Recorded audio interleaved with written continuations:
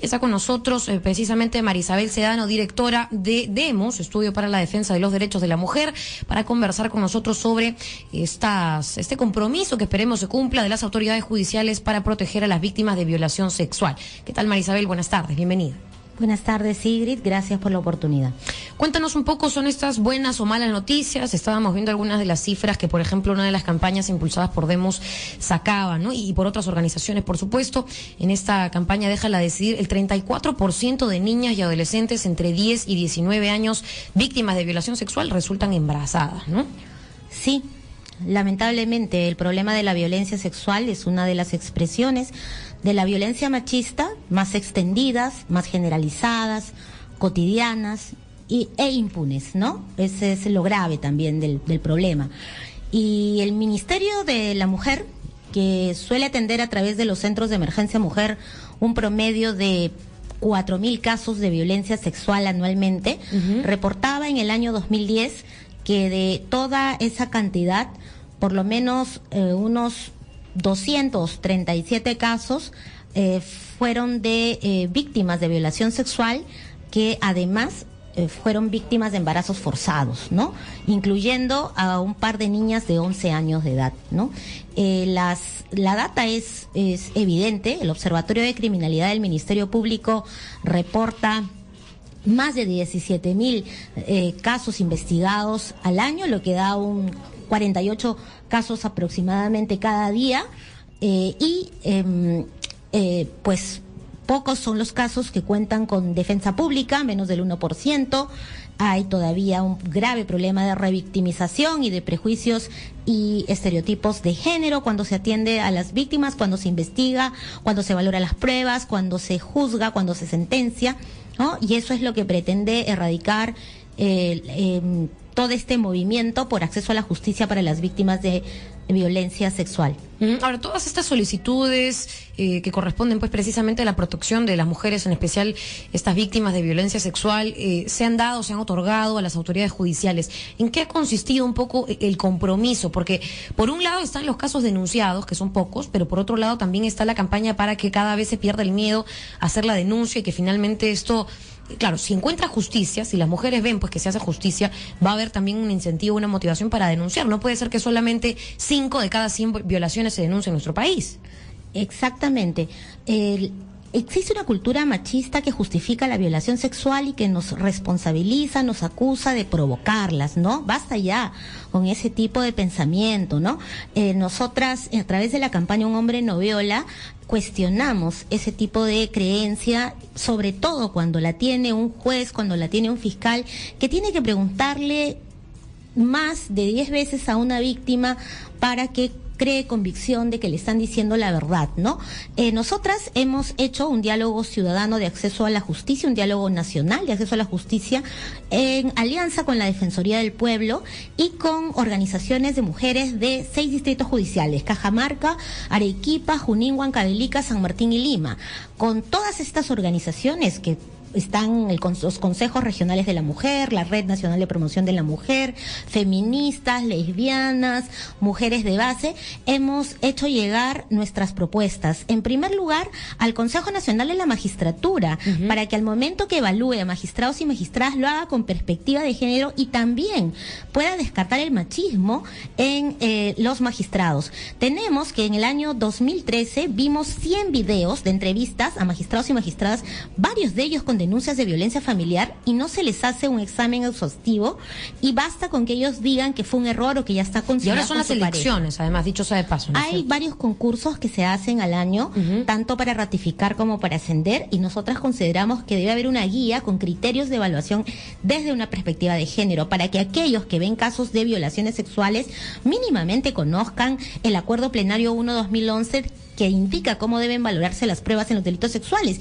Si estás evaluando a un juez que pretende ser juez penal y no le preguntas sobre ello, entonces, ¿cómo vas a garantizar que esos jueces tengan el mínimo de herramientas legales o no conozca, por ejemplo, un tratado de derechos humanos de las mujeres, ¿no? Eso tiene que ser, pues, no pueden pasar un examen si no cuentan con esa perspectiva de género. Y también, eso en coherencia con que la Academia de la Magistratura ha modificado su reglamento para impartir formación en género a magistrados y magistradas. Lo que tenemos que hacer ahora es exigirle que en cada plan curricular implemente esa modificatoria, ¿no? Ahora, pedir, por ejemplo, que los jueces que ven casos de violación sexual mínimamente, además de estar, por supuesto, entendidos en el tema, no tengan ellos o ellas mismas denuncias por violencia familiar, no es pues pedir un favor, no es pedir algo extraordinario. Es más, esto debería ser para todos. No podemos tener jueces acusados de delitos, en especial aquellos que tratan sobre violencia y que van a juzgar casos de violencia. Exactamente, ¿no?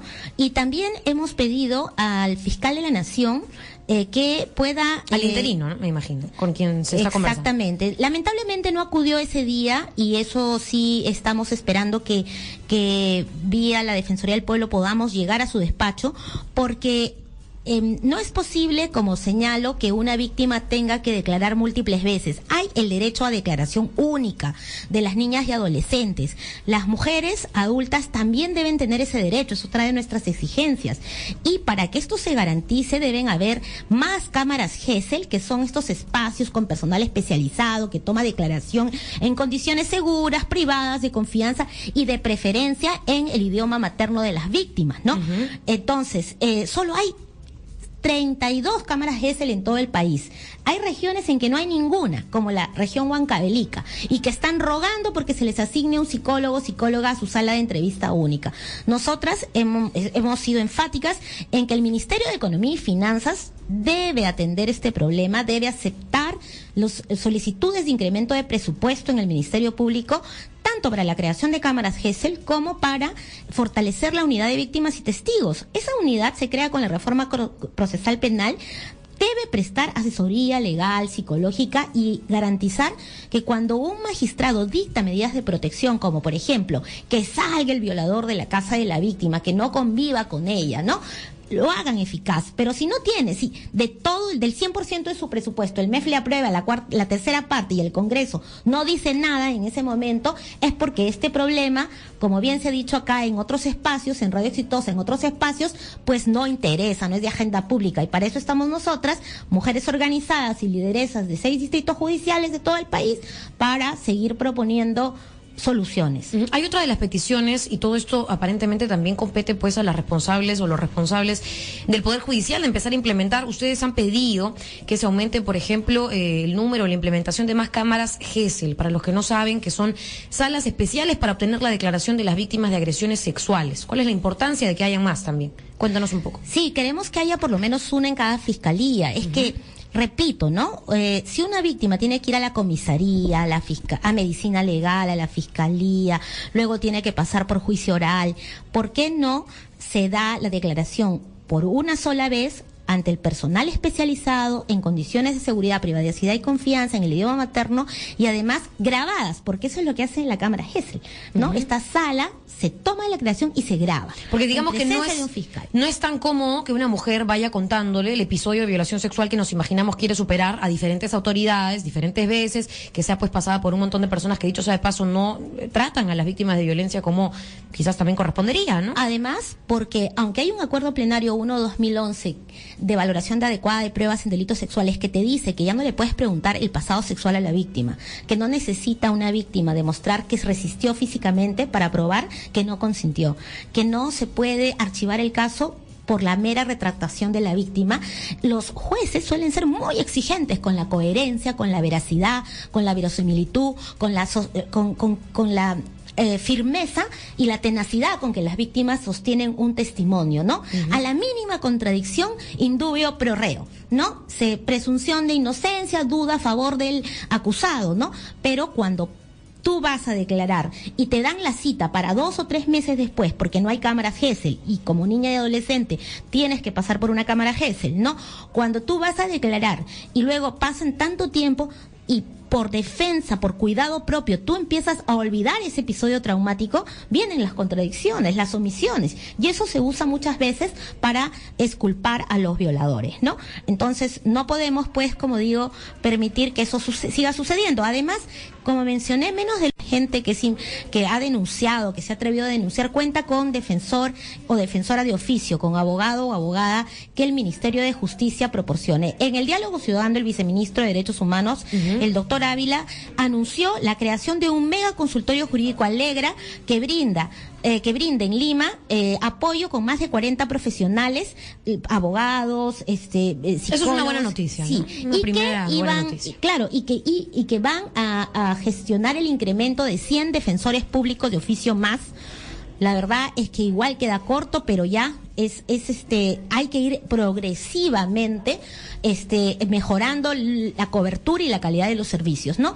Y también hemos solicitado a la Corte Suprema Penal, estuvo la representante del doctor Ticona, el presidente del Poder Judicial, la doctora Yanet Tello, manifestando su acuerdo con que se adopten 2 acuerdos plenarios por la Corte Suprema Penal, que son estas decisiones que van orientando la labor de los magistrados, que es una, que la declaración única se tome de tal manera que sea prueba anticipada, o sea, que pueda tener valor probatorio pleno, y la otra, de que se aplique adecuadamente el artículo 15 del Código Penal a través de las mujeres que acompañan víctimas en las regiones, en comunidades campesinas, en pueblos indígenas.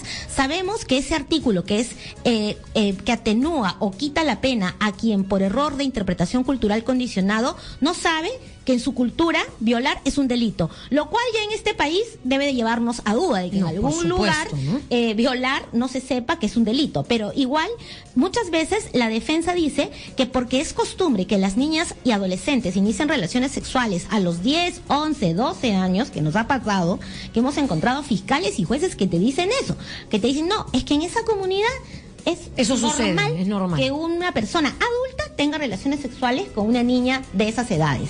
Entonces nosotras decimos que si ya hay una denuncia de por medio, eso es un fuerte indicio de que no hay una cultura homogénea. Y que no ha habido, por supuesto, pues la voluntad de las dos partes, ¿no? Exactamente. Y además porque este artículo 15 no puede ser aplicado sin una pericia antropológica. Y si no hay presupuesto para financiar pericias antropológicas bien hechas, entonces, ¿por qué aplicarlo, no? ¿Por qué condenar a las víctimas a que se les ponga en cuestión? Porque con el solo dicho de alguien que dice no saber que lo que está haciendo es un delito.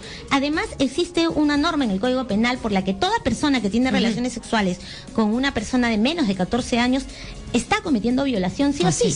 Entonces, estamos esperando, pues, que el fiscal de la Nación, que el presidente de la Corte Suprema, que el presidente del Consejo Nacional de la Magistratura, además de toda la agenda que tienen, incorporen en la agenda prioritaria todas estas peticiones y pronto nos estén rindiendo cuenta del cumplimiento de las mismas. Bien, Marisabel Sedano, nos ha quedado cortísimo el tiempo, pero agradecerte nuevamente por estar aquí y seguir con estas ustedes denuncias. Por preocuparse de este grave problema y del derecho a la justicia de las mujeres. Bien, que tengas muy buena tarde. Marisabel Sedano, entonces, directora de Demos, Estudio para la Defensa de los Derechos de la Mujer. Son las 5 de la tarde con 38 minutos. La mujer.